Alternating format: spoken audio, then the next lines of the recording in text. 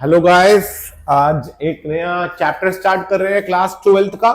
Topic का नाम है determination of income and employment. Right, book के अंदर इसके 3 चैप्टर है, हम सारा एक ही साथ करेंगे। क्लियर है? चलिए, इसका जो पहला टॉपिक है वो है एग्रीगेट डिमांड। एग्रीगेट डिमांड, आप इसे एडीबी बोल सकते हैं। क्लियर है? तो एग्रीगेट डिमांड, बहुत लोग इसे कंफ्यूज होते हैं मार्केट डिमांड के साथ। क्लियर है? देखिए, मार्केट डिमांड एक गुड्स की जो सारे कंज्यूमर रेडी होते हैं खरीदने के लिए, उसे बोला जाता है। क्लियर है? तो वो मार्केट डिमांड होती है गुड्स की। तो एग्रीगेट डिमांड मार्केट डिमांड नहीं होती, एग्रीगेट डिमांड होती है जो इकोनॉमी में गुड्स एंड सर्विसेज है, उन सबकी डिमांड को एग्रीगेट डिमांड बोला जाता है। क्लियर है? और ये जो चैप्टर है, ये हर चीज एक्चुअल नहीं बताता, प्लान बता रहा होता है। सब चीजें जो आप प्लान कर रहे हो करने के लिए। क्लियर है? तो एग्रीगेट डिमांड एक प्लान एक्सपेंडिचर होता है। क्यों? क्योंकि आप डिमांड करोगे तो एक्सपेंडिचर करोगे ही करोगे, आपको इसे मिक्स नहीं करना मार्केट डिमांड के साथ। क्लियर है? तो इसकी पॉइंट क्या लिखा हुआ है? Demand of all final goods and services by all sector of an economy. Economy में जितने भी सेक्टर है, वो लोग जो डिमांड कर रहे हैं उसे बोला जाता है एग्रीगेट डिमांड। क्लियर है? हमारे कितने प्लेयर्स होते हैं इकोनॉमी के, कितने सेक्टर है? पहला हाउस होल्ड, दूसरा फर्म्स, तीसरा गवर्नमेंट और फॉरेन ट्रेड। हाउस होल्ड क्या करता है? अपने कंजम्पशन के लिए खर्चा करता है। क्लियर है? उसे बोला जाता है प्राइवेट फाइनल कंजम्पशन एक्सपेंडिचर। ऐसे ही गवर्नमेंट भी करती है, तो उसे बोला जाता है government final consumption expenditure. Right? Firms investment करती है, तो ये इन्वेस्टमेंट के नाम से आ जाता है। और लास्ट फॉरेन ट्रेड, ये एक्सपोर्ट माइनस इंपोर्ट होता है। क्लियर है? ये चारों चीजें आपको यहां बता दी, देख लीजिए, स्क्रीनशॉट ले लीजिए एक बार इसका।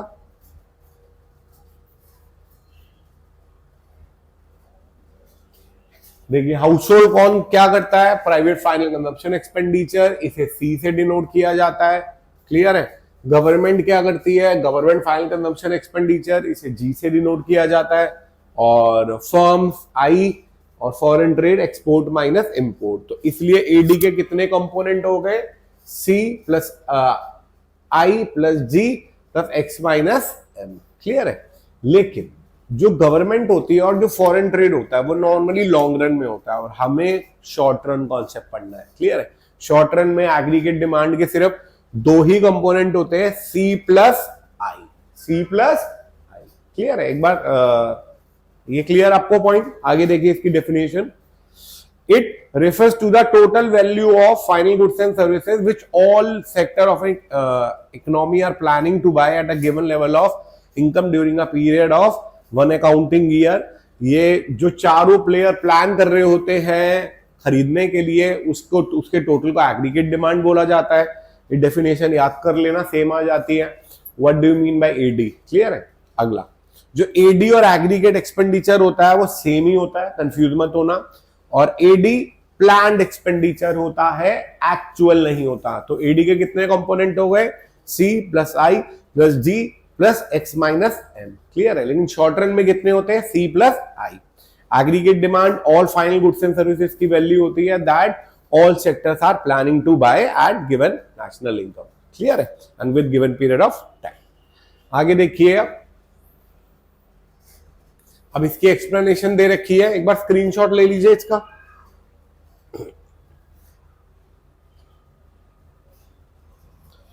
टॉपिक का नाम है कंपोनेंट ऑफ एडी, ये भी हमने पढ़ लिया था। प्राइवेट फाइनल कंजम्पशन एक्सपेंडिचर क्या होता है? टोटल एक्सपेंडिचर जो हाउस होल्ड करते हैं गुड्स एंड सर्विसेज पे during accounting period. It is directly influenced by disposable income. Directly influence by disposal income. Disposal income वो होती है जो आप खर्च करते हो। जैसे आपने 1 लाख रुपए कमाया, उसमें कुछ पैसा टैक्स दे दिया, अपनी सारी चीजें पे कर दी, जो बच गया खर्चने के लिए, that is called disposable income. Investment कौन करता है? फर्म्स करती है। प्राइवेट फर्म कहां करती है? कैपिटल स्टॉक में। क्लियर है? अगला गवर्नमेंट एक्सपेंडिचर, ये कौन करता है? गवर्नमेंट करती है all on consumer and capital goods to satisfy common need of economy. Clear है? तो गवर्नमेंट अपने लिए तो कुछ करती नहीं, लोगों के लिए जो खर्चा करती है वो इसके अंदर ऐड हो जाता है। और लास्ट जो है वो आपका है नेट एक्सपोर्ट्स। नेट एक्सपोर्ट्स क्या होता है? Export minus import. एक्सपोर्ट क्या होता है? जो आपने माल यहां से बाहर भेजा, इंपोर्ट होता है जो बाहर से यहां आया। एक्सपोर्ट को एक्स से डिनोट किया जाता है, इंपोर्ट को एम से डिनोट किया जाता है। क्लियर है? और शॉर्ट रन में इसके कितने पार्ट होते हैं? 2 ही पार्ट होते हैं। क्लियर है? कितने पार्ट होते हैं? इसके 2 पार्ट होते हैं। क्लियर है? चलिए अब मैं आपको इसका थोड़ा सा डायग्राम बता रहा हूं, वो देखिए। देखिए हम इन्वेस्टमेंट जो होती है वो हमें ज्यूम करके चलते हैं, जो शॉर्ट रन में कांस्टेंट होती है। क्लियर है? सेम रहेगी, कुछ चेंज नहीं होगी। लेकिन जो कंजम्पशन होती है, क्या वो इनकम जीरो के ऊपर भी होती है या नहीं? ज्यादातर बोलेंगे लोग, सर जब आपकी इनकम ही नहीं है तो कंजम्पशन कहां से होगी। क्लियर है? लेकिन एक बात बताइए, जिंदा रहने के लिए कुछ कंज्यूम तो करना ही पड़ेगा ना, तो that amount is called autonomous consumption. Autonomous consumption वो कंजम्पशन होती है जो एक मिनिमम रिक्वायरमेंट होती ही होती है, जो जीरो लेवल पे भी होती है, जो जीरो लेवल ऑफ इनकम पे भी होती है। क्लियर है? तो आप देखिए यहाँ पे आपने नेशनल इनकम लिखा या आउटपुट लिखा, एक ही चीज है। यहाँ पे ए डी सी और आई लिख दिया आपने। क्लियर है? आई आपका कांस्टेंट रहता है, बिल्कुल सीधा रहेगा। अब आपकी इनकम जीरो है और आपका जो सी है वो ऊपर से स्टार्ट होगा due to the presence of C bar. ये सी बार क्या होता है? Autonomous consumption. क्या होता है? Autonomous consumption. तो याद रखना, आपसे कोई ये पूछे कि what do you mean by C bar, तो उसका मतलब होता है ऑटोनॉमस कंजम्पशन। अब आप बोलोगे सर इनकम नहीं है तो खाना कैसे खाएंगे? सर डिस सेविंग से। कहां से खाएंगे? डिस सेविंग से। इसका मतलब इस पॉइंट के ऊपर आपकी सेविंग नेगेटिव में होती है। क्लियर है? इसीलिए सी का जो कर्व होता है वो ऊपर से स्टार्ट होता है। पेपर में एक नंबर का क्वेश्चन आ जाता है, why consumption curve start from the point above the origin. तो आंसर क्या होगा? Due to the presence of autonomous consumption. Clear है? उसके बाद ये बढ़ता जाता है, बढ़ता जाता है, बढ़ता जाता है। This is called induce consumption. जैसे जैसे आपकी इनकम बढ़ती जाती है ऐसे ऐसे आपकी कंजम्पशन भी बढ़ती जाती है। फिर आप इन दोनों को ऐड करोगे तो एडी आ गया जो इसके पैरेलल जाएगा बीच में। बिल्कुल, क्यों? क्योंकि इसका जो गैप है वो आई है, और आई हमने क्या एज्यूम करा था? कांस्टेंट होता है। तो आई कांस्टेंट, सी ऊपर से चलेगा जो सीधा जाता जाएगा, और एडी उसके ऊपर से जाएगा। एडी और सी का गैप होता है आई, जो कि कांस्टेंट रहता है। आई होप ये आपको क्लियर हो गया होगा। एक बार स्क्रीनशॉट ले लो इस पॉइंट का।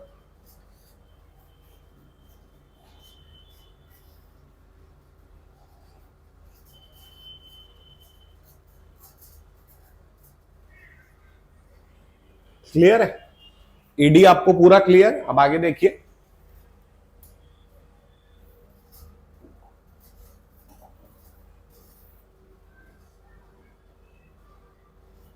चलिए अब ये जो कंजम्पशन होता है इसी के ऊपर आगे और डिस्कशन है। वो डिस्कशन क्या है? सबसे इसके 2 कंपोनेंट होते हैं कंजम्पशन के। एक ऑटोनॉमस कंजम्पशन हो गया जो मिनिमम कंजम्पशन रिक्वायरमेंट होती है, और दूसरा हो गया इंड्यूस। इंड्यूस कौन सा होता है? जो धीरे धीरे इनकम के बढ़ने से वो भी बढ़ता जाता है। तो ऑटोनॉमस कंजम्पशन को सी बार से डिनोट किया जाता है, और इसे भी मैं आपको बताऊंगा वैसे बी वाई से किया जाता है। जैसे जैसे इनकम बढ़ती जाती है ऐसे ऐसे ये भी बढ़ता जाता है। अब अगला आपका कॉन्सेप्ट आया एग्रीगेट सप्लाई का। अब आप बोलोगे सर सप्लाई वो होती है जो सप्लायर रेडी होता है। बिल्कुल correct. Aggregate supply it refers to the money value of all goods and services that all producers are willing to supply in an economy in a given period of time. Clear है? तो जो supplier ready होते हैं एक given period of time में बेचने के लिए, उसका सम एग्रीगेट सप्लाई होता है। क्लियर है? अब एक बार बताइए, जो प्रोड्यूसर्स अर्न करते हैं वो पैसा किस में बांटा जाता है? वो बांटा जाता है फैक्टर ऑफ प्रोडक्शन में। और नेशनल इनकम किसे बोला जाता है? It is the sum of all payment earned by the factor of production. तो सर एग्रीगेट सप्लाई और नेशनल इनकम सेम साउंड हो रहे हैं। एग्रीगेट सप्लाई भी आप फैक्टर ऑफ प्रोडक्शन में बांटते हो, तो जो बांटोगे उस सबका सम ही एग्रीगेट सप्लाई होता है। क्लियर है? तो क्या हम एग्रीगेट सप्लाई और नेशनल इनकम को सेम बोल सकते हैं? Answer is yes.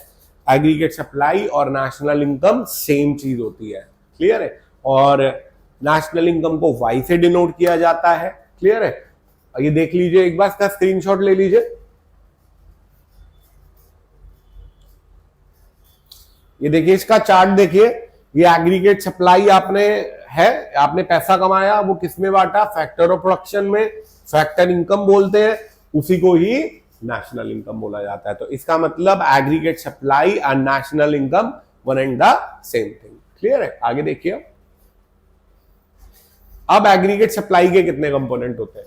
सर एक सिंपल चीज पूछो, आपके पापा अगर पैसा कमाते हैं तो उस पैसे का क्या करते हैं?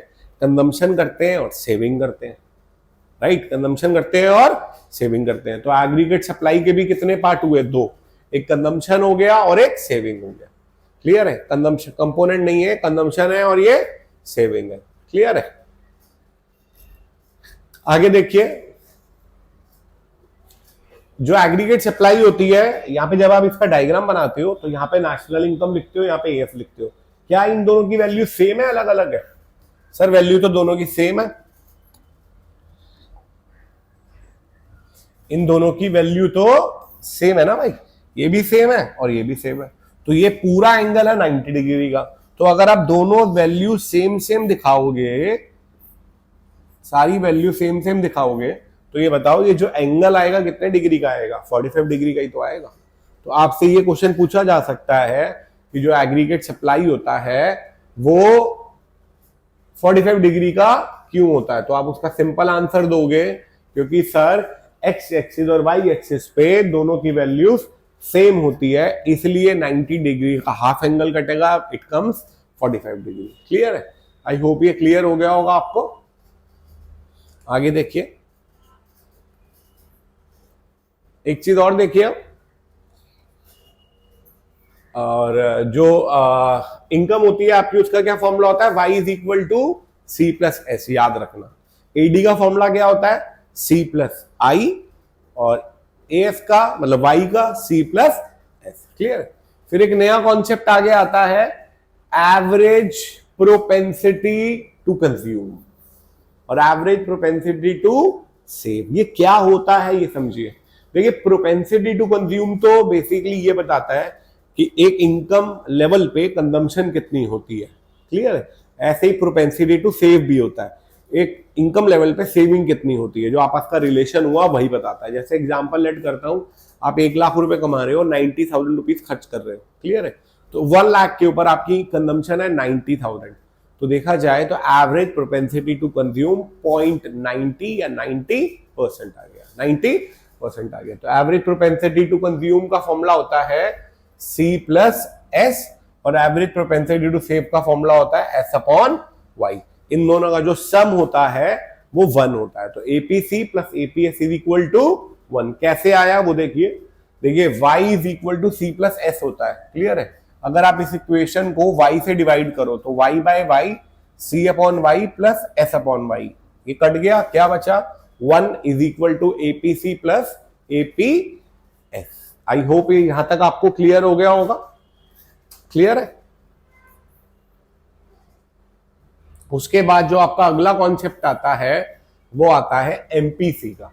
तो सर एपीसी एक पॉइंट ऑफ इनकम के ऊपर होता है, एमपीसी मार्जिनल जहां पर भी वर्ड आ जाए उसमें चेंज होता है।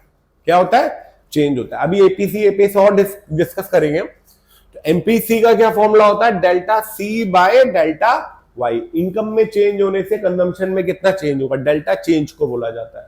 और एमपीएस क्या हुआ? डेल्टा एस हुआ डेल्टा वाई। क्लियर है? इनकम में चेंज होने से सेविंग में कितना चेंज हुआ, और ये भी 1 के बराबर होते हैं, ये भी 1 के बराबर होते हैं, ये भी देख लीजिए।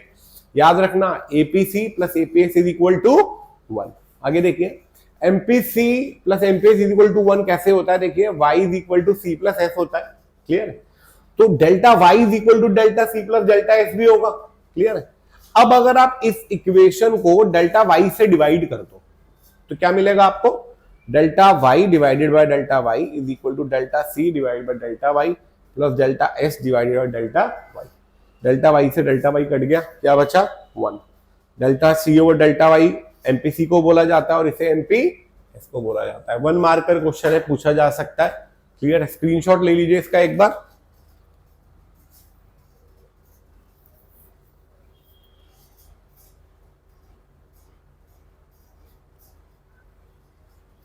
चलिए अब आगे देखते हैं। अब एक कॉन्सेप्ट आपका आया एपीसी और एपीएस के फीचर्स, ये समझते हैं क्या होता है। देखिए एपीसी का फॉर्मूला होता है सी डिवाइडेड बाय वाई। तो आपको मैंने बताया था जब आपकी इनकम जीरो होती है तो आपका सी तब भी होता है ऑटोनॉमस कंजम्पशन के कारण, और उस केस में सेविंग नेगेटिव में होती है, सेविंग नेगेटिव में होती है, राइट। तो अगर मैं आपसे ये पूछूं कि आपका एपीसी क्या 1 से ज्यादा हो सकता है, हाँ या ना, answer is yes, it can be more than 1, it can be more than 1 when C is more than. APC क्या 1 हो सकता है, बिल्कुल correct, y is equal to C हो सकता है, वो भी। APC can never be zero और नेगेटिव, कभी जीरो भी नहीं हो सकता और नेगेटिव भी नहीं हो सकता due to the presence of autonomous consumption. Autonomous कभी भी इसे जीरो या नेगेटिव नहीं होने देगी। APC can be less than 1, answer is yes, C can be less than 1। APC fall as national income rises, धीरे धीरे जैसे नेशनल इनकम बढ़ती जाती है एपीसी आपका फॉल होता है। तो ये 5-6 पॉइंट है। APC can be more than 1, APC can be equal to 1, APC can be less than 1, but APC can never be 0, can never be negative, और APC falls as income rises, clear है। अगला APS, APS can never be more than 1, बिल्कुल correct, APS 1 से ज्यादा नहीं हो सकता। देखो APS का फॉर्मूला क्या होता है, S upon Y। 1 से ज्यादा होने के लिए इसको इससे ज्यादा होना पड़ेगा, ये तो पॉसिबल ही नहीं है कभी भी, क्लियर है। तो एपीएस कैन बी 0, ये भी हो सकता है, क्योंकि जब एपीसी 1 होता है तब एपीएस 0 होता है। APS can be negative, answer is yes, because saving can be negative due to the presence of autonomous consumption. APS can never be 1 भी नहीं हो सकता क्योंकि सी कभी 0 सकता। APC falls with rise in income, with rise in income, clear है। I hope ये आपको क्लियर हो गया होगा, क्लियर है। आगे देखिए, इतना क्लियर आपको, आगे देखिए, features of MPC, features of MPC. अब आगे देखिए, इसके लिए देखिए एपीसी और एमपीसी में मेन डिफरेंस क्या होता है। एपीसी एक पॉइंट ऑफ नेशनल इनकम पे होता है, एमपीसी इनकम में चेंज होने से कंजम्पशन में जो चेंज हुआ वो होता है, क्लियर है। पहला क्या है, APC can B 0, answer is true. अब आप बोलोगे सर चेंज इन कंजम्पशन 0 कैसे हो सकती है, सर हो सकती है। सर देखिए एक एवरेज लोग या गरीब लोगों के लिए तो ये कभी भी नहीं हो सकता, लेकिन एक अमीर आदमी है, बहुत एक अच्छे लेवल पे पहुंचा हुआ है, तो अगर उसकी इनकम चेंज हो रही है, बढ़ रही है, तो उसकी ऐसा हो सकता है कि उसकी कंजम्पशन बिल्कुल भी चेंज नहीं हो रही है। ये सिर्फ उसी केस में ही होता है। एमपीसी कैन बी 1, बिल्कुल करेक्ट, ये गरीबों या एवरेज लोगों के लिए होता है। उसकी इनकम 20,000 बढ़ी और उसकी कंजम्पशन भी 20,000 बढ़ गई, तो सेविंग 0 हो गई, change in saving. MPC is more of poor, and देखिए अमीरों का एमपीसी कम होता है क्योंकि वो ऑलरेडी एक लेवल पे पहुंचे होते हैं कंजम्पशन के, और गरीबों का एमपीसी ज्यादा होता है क्योंकि वो उतनी कंजम्पशन नहीं कर रहे होते। अगला एपीसी फॉल होता है with rise in national income, और MPC can never be negative क्योंकि डेल्टा सी कभी नेगेटिव में नहीं जाता। अब एमपीसी देखिए, एमपीएस कैन बी 0, बिल्कुल करेक्ट, जब ये 1 होगा तो ये 0 होगा। क्यों, क्योंकि दोनों का रिलेशन 1 है, MPC plus MPS is equal to 1। MPS can be 1, बिल्कुल करेक्ट, ये अमीरों के लिए हुआ कि एक लेवल पे आप पहुंच गए, आपकी इनकम में चेंज हुआ और कंजम्पशन में कोई चेंज नहीं हुआ। APC fall with rise in national income, बिल्कुल करेक्ट। एपीएस एमपीएस गरीबों का कम होता है और अमीरों का ज्यादा होता है, ये इसके अपोजिट चल रहा है पूरा। MPS can never be negative. अब आप बोलोगे सर एपीएस तो नेगेटिव हो सकता है, बिल्कुल करेक्ट, लेकिन सेविंग का जो चेंज होता है वो नेगेटिव में नहीं होता। आप एक लेवल पे लेट करिए पैसा नहीं भी कमा रहे, तो आप दाल रोटी के लिए अपना खर्चा डिस सेविंग से निकाल रहे हो, क्या वो और ज्यादा भी हो सकता है, आंसर इज नो। जितना आप एक ऑप्टिमम लेवल कंज्यूम कर रहे हो आप वही कंज्यूम करोगे, क्लियर है। अगला, और delta S can never be negative, clear है।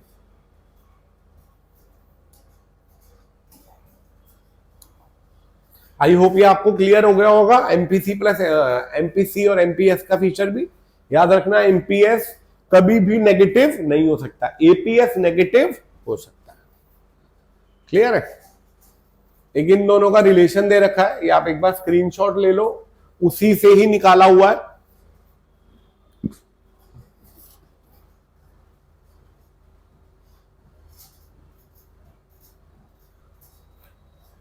इसमें यही बताया हुआ है पहले एपीसी की डेफिनेशन, सी अपॉन वाई, इसमें delta C over delta Y, ये 1 से ज्यादा हो सकता है, ये 1 से ज्यादा नहीं हो सकता, ये इनकम के बढ़ने से फॉल होता है लेकिन रेट कम होता है और इसका रेट ज्यादा होता है। और आप अगला फॉर्मूला, क्लियर है?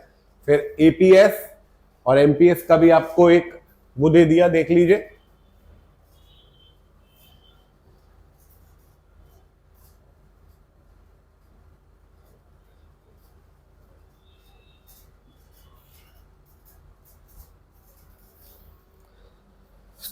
इतना क्लियर आपको? आई होप आपको यहां तक क्लियर हो गया होगा। और इसका जो रिमेनिंग पार्ट है, 2 वीडियोस और आएगी इसकी, उसमें भी एक कल आएगी और एक फिर जल्दी आएगी। क्लियर है? इसको रीड कर लेना, गो थ्रू कर लेना। क्लियर है? चलिए, आई होप ये सब क्लियर हो गया होगा। That's all for today.